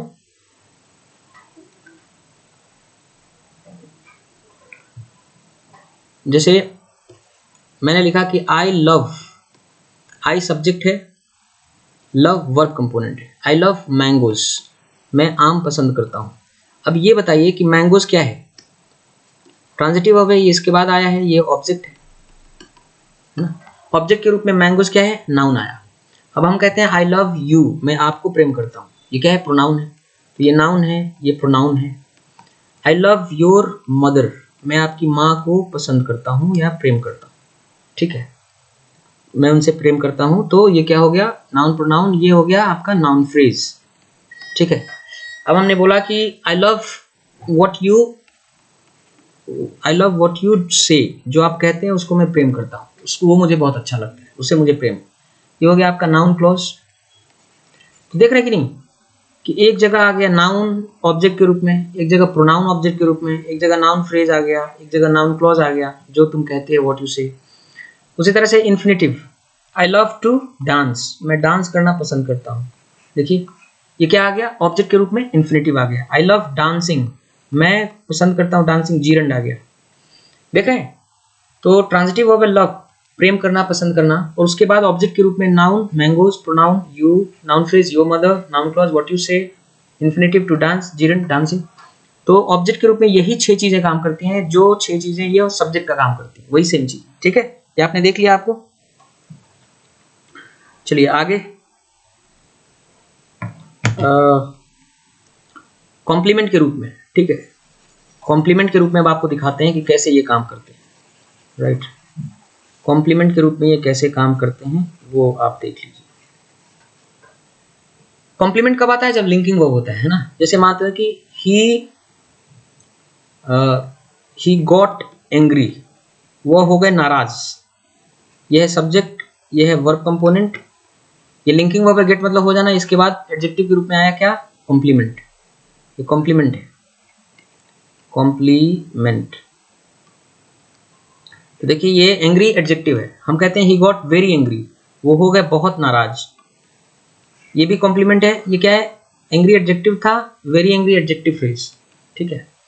अच्छा, ही एडजेक्टिव क्लॉज लिख रहे हैं, जैसे he got what I expected, या हम कहते हैं दूसरा एक सेंटेंस लेते हैं, ही बिकेम, वह बन गया, व्हाट ही वांटेड, जो वो चाहता था। ही बिकेम, वो बन गया, व्हाट ही वांटेड टू, जो वो बनना चाहता था वो बन गया। तो जो ही वह वांटेड चाहता था, तो ये क्लॉज है, ये है ना। इसको आप या तो एडजेक्टिव क्लॉज कह सकते हैं या नाउन क्लॉज कह सकते हैं, समझ रहे हैं। और ये बिकम, बनना, लिंकिंग वर्ब होता है। उसके बाद ये क्या, किसके रूप में आया? कॉम्प्लीमेंट के रूप में आया। तो मैं दिखाना ये चाहता हूं कि कॉम्प्लीमेंट के रूप में एडजेक्टिव आ सकता है, एडजेक्टिव फ्रेज आ सकता है, एडजेक्टिव क्लॉज या नाउन क्लॉज आ सकता है। इसके अलावा प्रीपोजिशन फ्रेज आ सकता है, जैसे कैसे? ही इज, वो हैं, इन द रूम, कमरे में, इन द रूम प्रीपोजिशन फ्रेज है, क्या है? लिंकिंग वर्ब के बाद एडजेक्टिव के रूप में काम कर रहा है। लिंकिंग वर्ब के बाद एडजेक्टिव या नाउन ही आ सकता है, तो ये प्रीपोजिशन फ्रेज नाउन का काम तो करता नहीं, या तो एडजेक्टिव नहीं तो एडवर्ब का। तो एडजेक्टिव नहीं तो एडवर्ब का काम कर सकता है प्रीपोजिशन फ्रेज, और लिंकिंग वर्ब के बाद एडवर्ब आ नहीं सकता, तो एडवर्ब नहीं है, फिर एडजेक्टिव ही है in the room, preposition phrase complement का काम कर रहा है। उसी तरह से इन्फिनिटिव आ सकता है, जैसे you are to go today. इसका आप मतलब नहीं समझ रहे होंगे, मैं बता दे रहा हूँ। You are to go today मतलब आज आप जाने को हैं।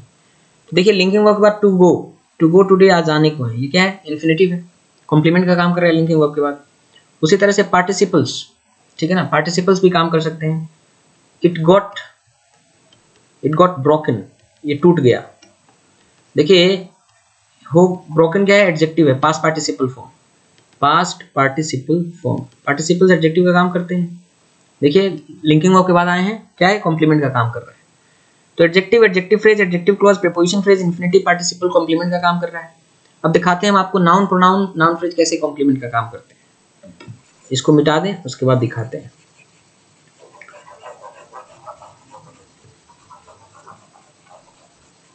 देखिए जैसे मैंने लिखा ही इज रवि, वो रवि है। बताइए लिंकिंग वर्ब है, ये रवि क्या है, नाउन है। लिंकिंग वर्ब के बाद कॉम्प्लीमेंट के रूप में रवि नाउन आया कि नहीं, नाउन रवि का काम कर रहा है कॉम्प्लीमेंट का। अच्छा मैं बोल रहा हूँ ही इज या इट इज आई, मैं कह रहा हूँ इट इज आई, ये मैं हूं, या मैं कह रहा हूँ कि इट इज माइन, ये मेरा वाला है। तो आई चाहे माइन क्या है, प्रोनाउन होता है। लिंकिंग वर्ब के बाद आ रहा है कॉम्प्लीमेंट के रूप में। तो लिंकिंग वर्ब के बाद कॉम्प्लीमेंट के रूप में रवि क्या है, नाउन है। आई या माइन क्या है, प्रोनाउन है। नाउन फ्रेज जैसे he is a famous doctor, वो एक फेमस डॉक्टर है। अब फेमस डॉक्टर नाउन फ्रेज है, कॉम्प्लीमेंट का काम कर रहा है। नाउन क्लॉज वाला एग्जांपल हमने दिखाया ही था, he became what he wanted to. तो उसमें व्हाट ही वांटेड टू जो बनना चाहता था उसको आप एडजेक्टिव क्लॉज भी मान सकते थे, नाउन क्लॉज भी मान सकते थे। इन्फिनेटिव, इन्फिनेटिव हमने दिखाई दिया था, इन्फिनेटिव आपको दिखाई दिया था ऑलरेडी। और उसके बाद जीरंड, तो it got,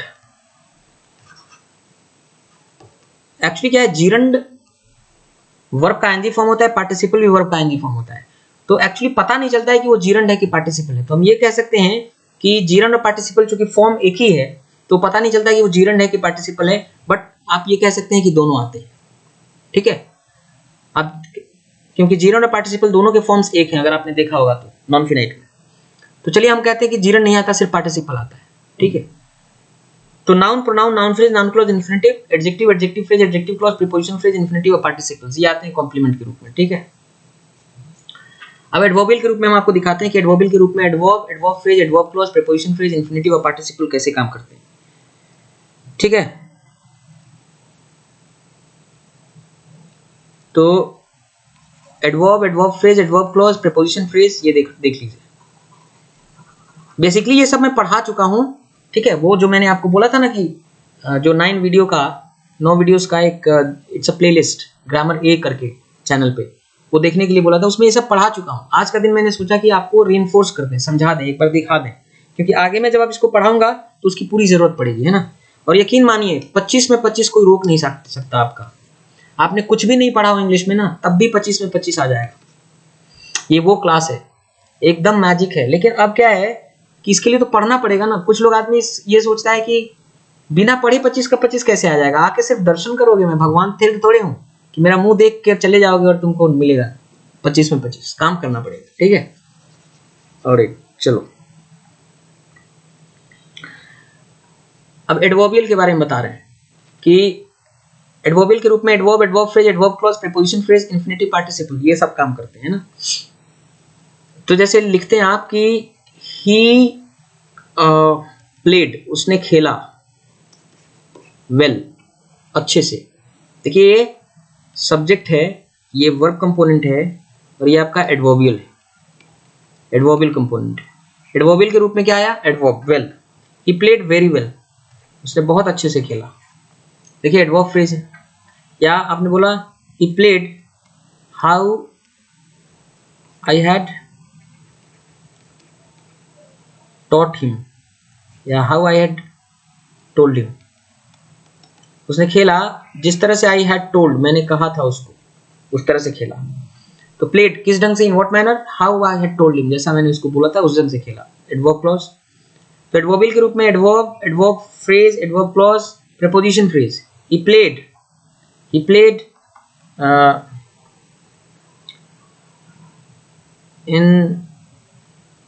in a beautiful वे, उसने खेला एक बहुत ही सुंदर तरीके से।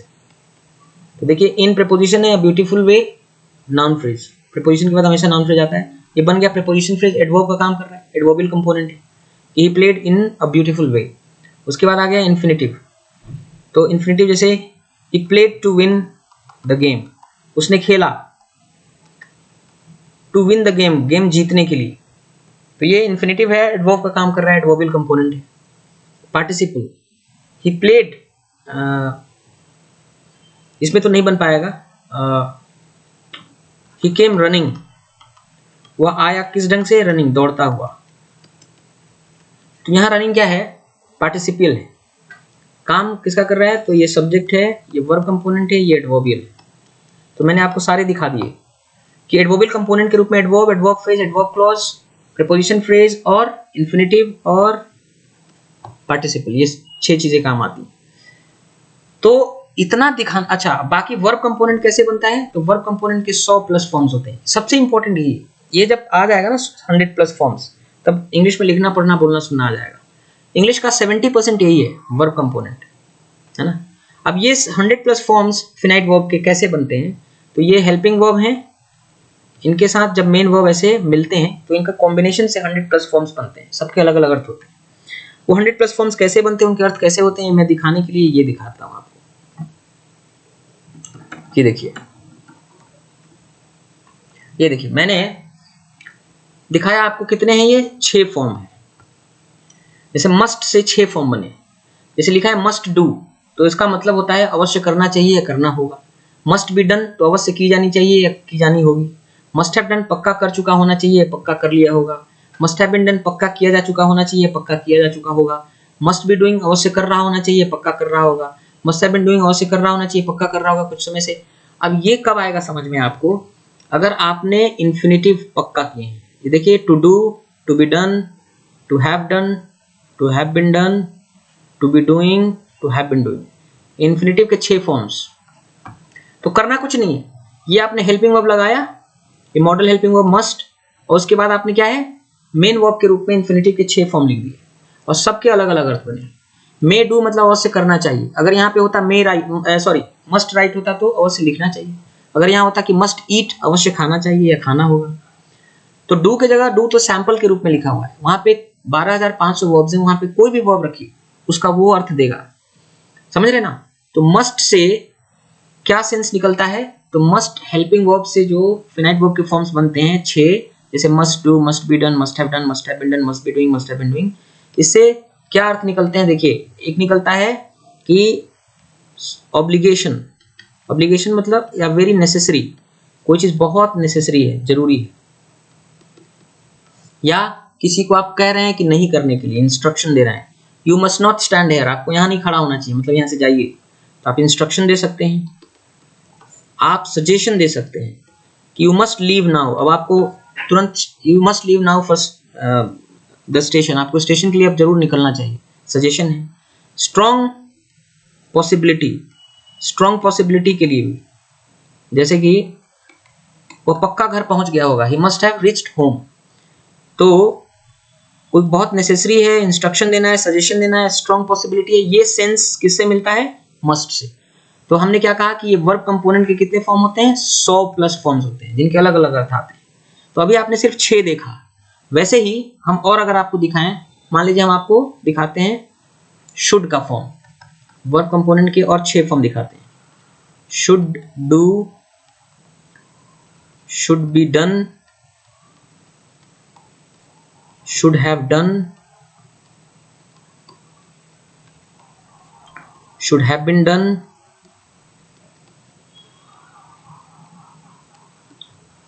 should have been done, should be doing, should be doing और should have been doing।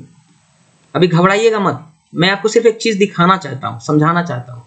इसके बारे में लिस्ट देंगे, पढ़ाएंगे वो अलग तरीके से, ठीक है। अभी आप देखो, तो जैसे अभी आपने देखा कि ये 6 फॉर्म मस्ट वाले थे, अब ये 6 फॉर्म क्या हैं, शुड वाले हैं। अब शुड से जो है क्या क्या सेंस निकलता है मैं बता रहा हूँ। शुड से सेंस निकलता है कि नेसेसरी है, कोई चीज आवश्यक है, ये सेंस निकलता है। पॉसिबिलिटी, संभावना किसी चीज की, ये सेंस निकलता है। आप किसी को से परमिशन लेते या देते हैं, परमिशन, ठीक है। या तो should say necessity possibility, permission का सेंस निकलता है। अब हिंदी में इनका या उड़िया में या बंगाली में, पंजाबी में, तेलुगु में क्या मीनिंग बन सकता है, मराठी में, तो इनका एक मीनिंग हो सकता है आपको समझाने के लिए आपके मदर टंग में। मैं हिंदी में अगर लिखूं तो शुड डू का मोटा मोटी अर्थ बढ़ेगा करना चाहिए, ठीक है। अगर ये होता शुड राइट तो लिखना चाहिए, शुड स्पीक तो बोलना चाहिए, शुड गो तो जाना चाहिए, ऐसे। शुड बी डन तो इसका मतलब है किया जाना चाहिए, किया जाना चाहिए। अगर ये होता शुड बी रिटन तो लिखा जाना चाहिए, शुड बी स्पोकन बोला जाना चाहिए, शुड बी रिमूव्ड हटा दिया जाना चाहिए, शुड बी ब्रोकन तोड़ दिया जाना चाहिए, ये अलग अर्थ हो जाता है। तो अभी हमने क्या लिखा, to do, to be done, to have been done, to be doing, to have been doing. ये क्या है, इन्फिनेटिव के 6 फॉर्म है, अगर आपने पढ़ा होगा तो पीछे, ठीक है। तो अब देखिए विवेक राज कह रहे हैं कि सर 21 दिन में ग्रामर पूरा हो जाएगा। विवेक राज मतलब मैं मजाक कर रहा हूं, है ना? कैसा हिंदुस्तान हो गया है और हिंदुस्तान के लोग हो गए हैं, चिल्ला चिल्ला के 4 दिन से बोल रहे हैं कि यार 20 दिन में पूरा ग्रामर कवर करेंगे, है ना? फिर भी आप पूछ रहे हैं, तो जो मैं पहले बोला हूं बदल दूं उसको कि नहीं कवर होगा? तुलसीदास ने कहा है कि सकल पदार्थ यही जग माही, और जो अभागे जो है वो पाते नहीं, सब कुछ इसी दुनिया में है लेकिन मिलता वो नहीं। अगर आप दुर्भाग्यपूर्ण है, अगर ये है तो आपको ये ध्यान देना पड़ेगा, एक रिसेप्टिव होना बहुत जरूरी है आपको, कि आप क्या ले रहे हैं उस पर ध्यान देना। तो कई बार बोल चुके हैं, अब डिस्टर्ब होता है, ये सब बात पूछते हैं बीच में, तो है ना, एक अलग फॉर्म है उसमें गड़बड़ाता है आदमी का। ध्यान दीजिए, पढ़िए, नहीं पढ़ना है तो फिर कोई बात नहीं। तो शुड डू करना चाहिए, शुड बी डन किया जाना चाहिए, शुड हैव डन किया जाना चाहिए। अब ये to do, to be done, to have done, to have been done, to be doing, to have been doing, क्या है ये? इन्फिनेटिव के 6 फॉर्म्स है।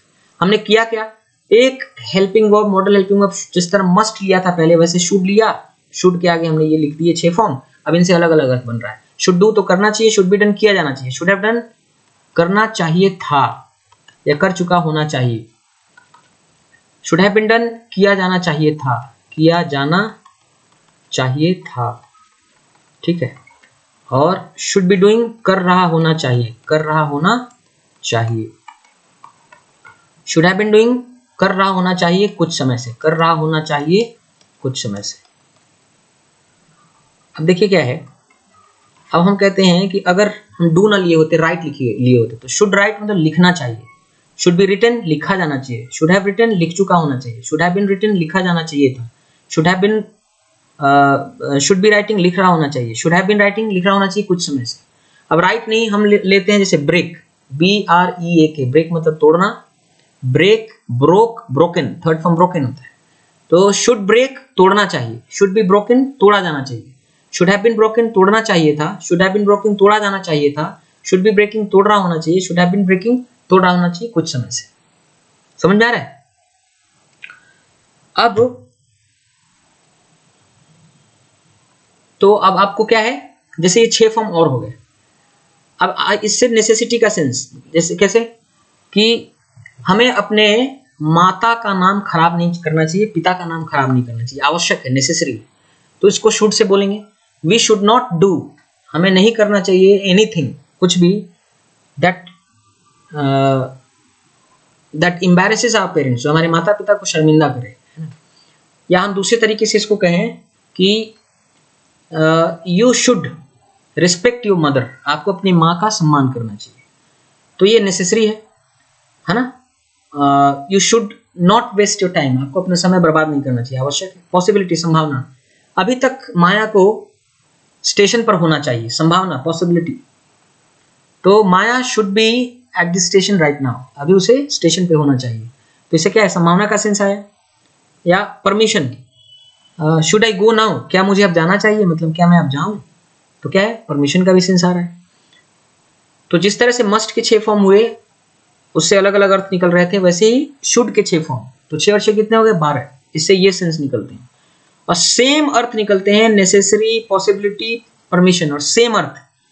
अगर आप शुड की जगह क्या लगा दो, ऑट टू लगा दो, तो सेम, कोई फर्क नहीं पड़ेगा। अगर आप लगा दो ऑट टू डू, ought to be done, ought to have done, ought to have been done, ought to be doing, ought to be doing, ought to have been doing। समझ रहे हैं? तो इनसे भी वही अर्थ निकलेगा, ought to do करना चाहिए, ought to be done किया जाना चाहिए, ought to have done करना चाहिए था, ought to have been done किया जाना चाहिए था, ought to be doing कर रहा होना चाहिए, ought to have been doing कर रहा होना चाहिए कुछ समय से। सेम अर्थ आ रहा है जो शुड वाला है। ये भी नेसेसरी कोई चीज है, पॉसिबिलिटी कोई बतानी है, परमिशन बताना है, ये सेंस देते हैं। ठीक है, अगर आप डू के जगह राइट लिखते, ought to write लिखना चाहिए, ought to be written लिखा जाना चाहिए, ought to have written लिखना चाहिए था, ought to have been written लिखा जाना चाहिए था, ought to be writing लिख रहा होना चाहिए, ought to have been writing लिख रहा होना चाहिए कुछ समय से। तो बेसिकली इसको पढ़ाने में मैं पेड बैच में लगाता हूँ 45 डेज, इसको 45 डेज में पढ़ाता हूँ। तो वहां पे लंबा टाइम रहता है, मैं आराम से पढ़ाते हैं सब कुछ एक एक चीज करके। यहाँ पे 20 दिन के अंदर हमें पढ़ाना है, तो मैं अब इतना टाइम नहीं दूंगा कि आपको 40 दिन इसकी प्रैक्टिस करा रहा हूँ, क्योंकि उसमें क्या है पूरे वर्ब कंपोनेंट की इतनी प्रैक्टिस कराते हैं कि वो नेचुरलाइज हो जाता है। यहाँ पे इतना प्रैक्टिस का टाइम नहीं है, हम सिर्फ यही करेंगे कि जैसे अभी तक हमने 6, 6, 12, 6, 18 के बारे में बताया, तो वैसे पूरे 100+ फॉर्म्स वर्ब कंपोनेंट के, ये जो वर्ब कंपोनेंट है इसके पूरे 100+ फॉर्म्स हम आपको क्या कर देंगे, एक लिस्ट दे देंगे, है ना, कि वो 100+ वर्ब फॉर्म्स क्या हैं, उनका क्या अर्थ होता है, सबके एक एक दो एग्जाम्पल के साथ। ठीक है, कि ये क्या सेंस देते हैं, इसका क्या अर्थ होता है। ठीक है, आप उसको क्या कर सकते हैं, देख सकते हैं, कर सकते हैं।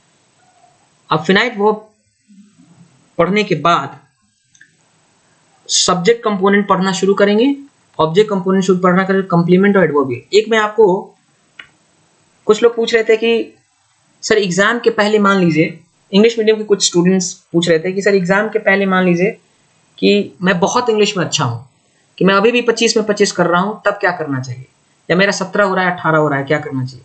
तो मैंने उनको कहा कि ये कोर्स कर लीजिए जो मैं फ्री ही पढ़ा रहा हूँ 20 दिन का, 2 बजे यहाँ पे चैनल पे। अगर ये भी नहीं कर सकते हैं तो आप एक हेल्पफुल, मैं आपको शेयर भी करूंगा वो चीज, मैंने एक आप वीडियो देख लीजिएगा, subject verb agreement, subject verb agreement की एक मैराथन था। ये मेरा एग्जामों पर, ये एग्जामों चैनल पे मिलेगा आपको, एग्जामों पर सब्जेक्ट वर्ब अग्रीमेंट की एक वीडियो है। दूसरी वीडियो 101 ग्रामर रूल्स, है ना, ये देख लीजिएगा। तीसरा चीज प्रपोजिशन के 2 क्लासेस हैं, 2 वीडियो, ये देख लीजिएगा। चौथा है एक्टिव और पैसिव वॉइस, एक्टिव पैसिव देख लीजिएगा, और डायरेक्ट इनडायरेक्ट स्पीच देख लीजिएगा। हालांकि ये सब ना देख पाए तो कोई बात नहीं, कम से कम इतना जरूर 2 वीडियो देख लीजिएगा। Subject verb agreement 101 grammar rules, ठीक है, इसको देख लीजिएगा। मैं पीडीएफ भी शेयर करने वाला हूं, पहले 101 ग्रामर रूल्स का पीडीएफ आपको शेयर करूंगा। लेकिन ये जो चल रहा है, जो मैं आपको बता रहा हूं ना, अगर जैसे मैंने बताया है आपको, मतलब इंग्लिश इतना हलवा है, मैं हजार लोगों को सिखा चुका हूं, है ना, हजारों लोग को तो जॉब में है जो मेरे पढ़ाए, है ना, इतना आसान है इंग्लिश, इतना आसान है, केवल राइट गाइडेंस नहीं है आपको, इसलिए भटके हुए हो, है ना, कि बहुत साल से 2, 3, 4 साल से तैयारी कर रहे हो फिर भी नहीं हो रहा है, कारण कि इंग्लिश सीखने का तरीका थोड़ा गलत है, गाइडेंस सही नहीं है आपको। ठीक है, तो देखिए फिर से मैं एक बार आपसे निवेदन करता हूं कि आप जाइएगा यूट्यूब चैनल के प्लेलिस्ट में, ये जो चैनल है उसी के प्लेलिस्ट में जाइएगा। The English circle by Shrikant Singh अभी चैनल पे हैं आप और इस चैनल के प्लेलिस्ट में जाएंगे तो कई सारे आपको प्लेलिस्ट मिलेंगे। एक प्लेलिस्ट दिखेगा जिसमें आपको 9 वीडियोस दिखेंगे, उसका नाम रहेगा grammar A, constitution of English language. ये जो प्लेलिस्ट के 9 वीडियो हैं, उसका टोटल लेंथ है 4.5 घंटे। अगर 1.5 गुना स्पीड पे देखेंगे तो 3 घंटे में खत्म हो जाएगा। तो ये 9 वीडियो देख लीजिए। 9 वीडियो देखने के बाद आज का जो वीडियो था, कल का वीडियो था, आप देख लीजिएगा। कल के क्लास में आपको कोई दिक्कत नहीं होगी। कल जो भी थोड़ा बहुत अभी कुछ डाउट रहता है वो डाउट भी नहीं रहेगा। कल की क्लास से नॉर्मल शुरू कर देंगे और मेरा यकीन मानो, दिस इज माई चैलेंज, 20 दिन में पूरा ग्रामर खत्म करेंगे। एक एक ग्रामर रूल्स, जितने भी पूरा इंग्लिश के ग्रामर रूल्स कवर करेंगे। सिर्फ रूल्स कवर नहीं करेंगे, हर रूल पर 8, 10, 12 क्वेश्चन भी करेंगे। 20 दिन बहुत होता है, सो डोंट वरी। तो कल फिर मिलेंगे 2 बजे इस पर। वोकैबुलरी के लिए और लॉन्ग टेक्स्ट के लिए मैं क्या कर रहा हूँ, एग्जामो चैनल पर 10 बजे आता हूँ। और यहाँ पे ग्रामर पूरा कंप्लीट करने के लिए 21 दिन में 2 बजे आ रहा हूँ। तो यहाँ पे 2 बजे और 10 बजे एग्जामो चैनल पे यूट्यूब पर मुलाकात होगी, ठीक है। कुछ भी हो जाए, इंग्लिश कभी खत्म तो होगा नहीं, और इंग्लिश अगर सीखना है तो इससे बेहतर कोई कोर्स नहीं है। This is the best course perhaps in the world, पूरी दुनिया में। ये जो कोर्स मैं आपको बता रहा हूँ, जो गाइडेंस मैं आपको दे रहा हूँ, जो मेरे पेड बैच के स्टूडेंट्स हैं जो पढ़ चुके हैं 4 बैच 5 बैच, वो आपको बताएंगे, वही आप बताते हैं कि क्या है ये, क्यों मैजिक है, ठीक है। तो अभी तो फ्री ही मिल रहा है, 20 दिन टिक के देखो, देखो क्या होता है, जिंदगी बदल जाएगी। इसी CHSL में 25 जब कर लोगे, नौकरी हो जाएगी तो गुणगान करोगे। तो चलिए 10 बजे कल एग्जामो चैनल पे, फिर 2 बजे यहाँ पे हमारी मुलाकात होगी ग्रामर के लिए। So take care of yourself, बहुत बहुत ध्यान रखिए, भगवान आपको सद्बुद्धि दे और मेहनत करें आप। और जिन्होंने कंप्लीट नहीं किया है ये वाला प्लेलिस्ट 9 वीडियो का, वो जरूर कंप्लीट कर लें कल आने के पहले। Thank you so much for joining. Session को एक बार लाइक जरूर कर दीजिएगा, लोगों तक पहुंचा दीजिएगा और अपने कमेंट्स दीजिएगा। मैंने कमेंट्स पढ़ा था, बहुत अच्छा लगा, बहुत अच्छा आपने कमेंट लिखा है। सजेशंस भी कुछ बहुत अच्छे थे, तो अगर सजेशंस हो तो जरूर दीजिएगा, कमेंट जरूर लीजिएगा। Thank you so much.